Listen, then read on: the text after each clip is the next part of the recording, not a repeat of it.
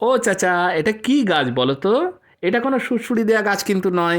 এটা হচ্ছে অ্যাক্রেলিনিয়াম। জীব আবার জড়িয়ে যায়, সেই কারণে ভেঙে ভেঙে বললাম। এটা অনেকটা শক্ত পাপড়ির, যেমন হরিক্রিসাম এই ধরনের যে শক্ত পাপড়ির যে প্লাস্টিকের ফুল বলে না, খড়খড় করে আওয়াজ হয়, ঠিক তেমনি ফুল হয় এবং খুব সুন্দর জাতের। দেখেছেন গাছগুলি চারা থেকে বেশ বড় হয়ে উঠেছে। আমি দানা ছড়িয়েছিলাম আজ থেকে প্রায় 1 মাস আগে।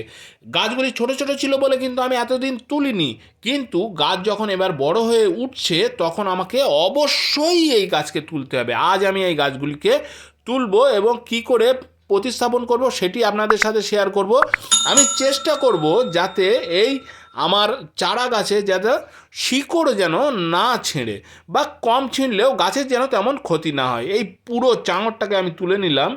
দেখেছেন কি সুন্দর গাছের গ্রোথ হয়েছে। তো মামা, বাঁধা গদের ভেতরে আর থেকে লাভ নেই। ওই গাঁদা, চন্দ্রমল্লিকা আর ডালিয়ার ভিতরে আর থেকে কোনো প্রয়োজন নেই। নতুনত্ব কিছু গাছ করুন, তাহলে আপনার ছাদ বাগানে নতুন অতিথি এসেই বলবে যে আহ, কি সুন্দর ফুল হয়েছে। সবাই জানে, নতুন করে আর বলছি না। আই বাটান থেকে দেখে নেবেন, শোধন করা মাটি, ভালো মাটিতে গাছ ভালো হয়, সবাই জানে। আর মাটিতেই গাছ বসায়। এইভাবে গাছ আপনি একটা একটা করে আলাদা করে নিন, সেপারেট করে নিন, যেন শিকড়টা যেন না ছেড়ে, যারা আপনারা চারা গাছ তৈরি করেছেন নিজে। এইবার গাছকে, নিজের তৈরি করা গাছ, এ আপনার নার্সারি থেকে তো আনা গাছ। নার্সারি গাছে একেবারে প্রথমে ফুল থাকবে, তারপর ফুল শুকিয়ে গেলে আর ফুল ফুটবে না। আর আমার এই গাছে 2-4টে শিকড় যদি কেটেও যায়, তাহলেও আপনার গাছ মরবে না। হয়তো একটু ঝিমিয়ে পড়বে, তারপরে গিয়ে আবার সে ঠেলে উঠবে। তার কারণ এতে আমি কোনো মেডিসিন মারিনি।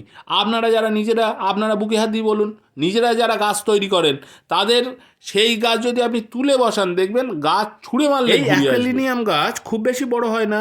আপনারা গ্রো ব্যাগে করতে পারেন, টবে করতে পারেন, গামলায় করতে পারেন।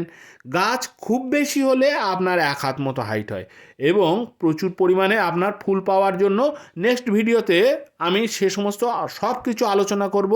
গাছকে আপনি বসিয়ে আমার মতো এরকম পুরো একেবারে গোড়া ভাসিয়ে প্রথমে জল দেবেন, যাতে নতুন মাটিতে সহজেই সে জল পেয়ে একটু সুস্থতা বোধ করে, এবং 2-1 দিন ছায়াতে রেখে তারপরে এই শীতের হালকা রোদ্রে একটু একটু করে বার করে। ভিডিওটি ভালো লাগলে একটি লাইক দেবেন, আর আমার চ্যানেলে নতুন হয়ে থাকলে অবশ্যই আমার চ্যানেলকে সাবস্ক্রাইব করে বেল বাটনকে অলে সেট করে দিন। তবে দেখা হচ্ছে নতুন একটি ভিডিওতে, ততক্ষণ পর্যন্ত টাটা।